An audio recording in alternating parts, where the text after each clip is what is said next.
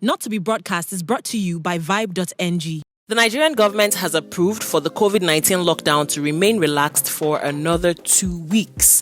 The initial relaxation began on the 4th of May, when the number of cases were 2,802 with 93 deaths. And 2 weeks after, we have over 6,401 total confirmed cases and 193 deaths, which show that the cases and the deaths definitely doubled in those 14 days. If we go by this math to forecast what the next 2 weeks might bring, we might just be circling around 10,000 to 15,000 cases, and only God knows how many lives are likely to be lost. We get that the Nigerian government cannot sustain Nigerians nor the economy for the ample time that the lockdown is honestly needed for, hence the relaxation.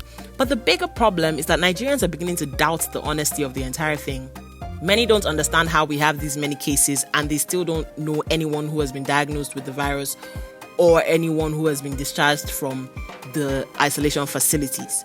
People are beginning to throw caution to the wind in terms of social distancing.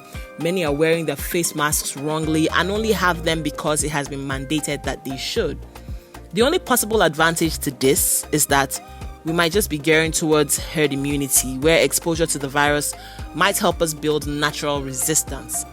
Sweden is currently using that approach, and while there are still debates as to how effective this approach is, there is still some level of control in the event that things get catastrophic. Can Nigeria handle things if they go south? Are we truly ready to open schools and religious centers like some people are clamoring for?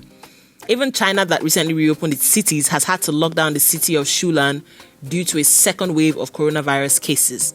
Nigeria's first wave is still quite immature, but we can also not tell people to sit at home and not hustle for their daily bread. In fact, it seems like this is the time to make hay while the sun shines, as we cannot predict what the nearest future holds with regards to the pandemic. What are your thoughts? Are we ready to go back to life as we once knew it? Do you think the NCDC is part of the problem right now in terms of accountability? And what do you guys think might be the most sensible approach to this impending problem? Please share your thoughts with me in the comment section below. For more sizzling gist and interesting trends, kindly follow us across all our social media platforms on vibe.ng.